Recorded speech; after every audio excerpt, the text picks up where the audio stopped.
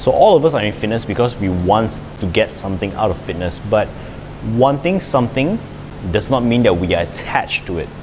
So wanting something means, okay, I want this, I expect that if I do this, I will get this. But attached to it means that you're obsessed about it. You need it. You like, if it doesn't happen, you are you're affected by it if you don't get it.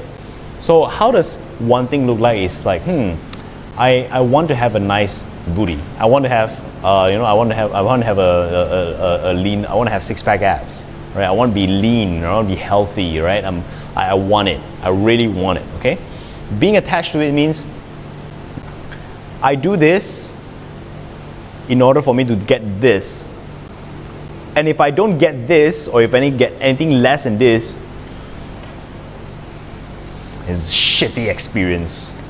No. This hair, why? I expect this to happen, right? It's supposed to happen. I mean, like I drink enough water, all right? I eat this, I eat slowly. I stop 80%. I count my calories.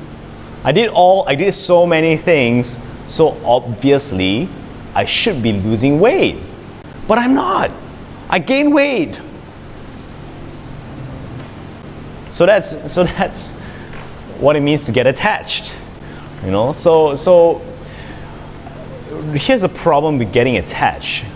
You want it so badly, and there are specific things that you otherwise would not be willing to do. I wouldn't be willing to do all of these things under normal circumstances. The only reason why I do it is because of this thing is promised to me. Here's why it's bad. Number one, everybody's different. Everybody is so different. Just because 99 other people done this and got this results doesn't mean that you are absolutely guaranteed to get that, right? Or at least not the exact same results. So it's kind of unfair to the method if you expect the same results that everybody else is getting. It's normal, but it doesn't mean that it's fair. It doesn't mean that you are gonna get it. The second thing is, you may not be willing to do it for long term, right? It's a question of sustainability now. It's like, just because I do A, B, C, X, Y, Z, I'm gonna get this. Even if I do get it, doesn't mean that I'm willing to do it for the rest of my life. So are you doing this with the expectation that you're gonna be able to do it for the rest of your life? Or are you expecting to get it and then immediately throw it away? And most of the time, people think that way. People go like, I'm going to do this for the next 3 months. And I'm going to do this, but in their mind, they already decided to stop it for the next 3 months. 3 months later. This one can't sustain on, but I really need to get out of pain right now. I don't care. I need to do whatever it takes. Right? And so you may not be able to do it for long. And finally, who's to say that nothing is going to stop you from doing it? I do this and this and this and this and this in order to get this, but what if the actions that I'm committing to is not realistic for me in the first place? Why? Because life happens, right? Just because I have a meal plan, I commit to doing the meal plan, doesn't mean that I'm able to do it. Doesn't confirm that I'm going to be able to do it. And what happens when life happens? I'm a bad person, I just can't do it, I'm very weak, I got no willpower, But before I say that, what am I going to blame? The meal plan doesn't work lah. Right? It happens so often. Rather than it's like, I can't do it, it's like, and so it sets you up for failure.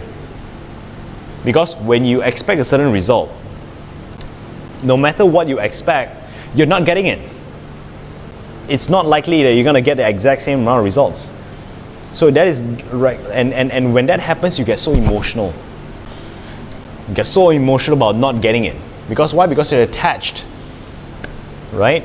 And when your emotions are high, your intelligence is low.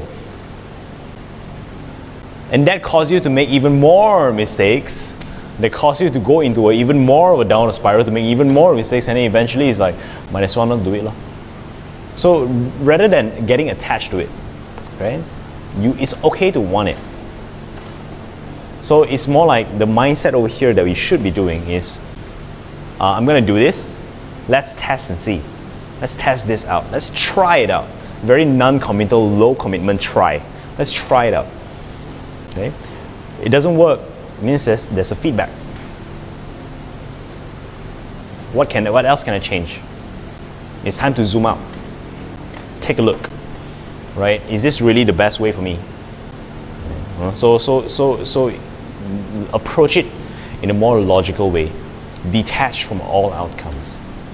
And that is also very, very relevant. Another reason why it's very relevant to detach all outcomes is because of expectations.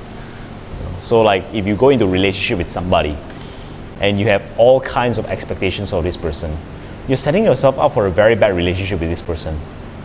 You know? So two parties may not agree. It doesn't mean that they must be enemies, right? Are you making an enemy out of fitness?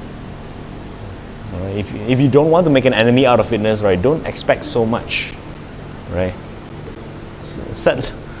Don't expect so much. I'm going completely out of the control, like completely out of the conventional way of thinking. Don't expect so much, right?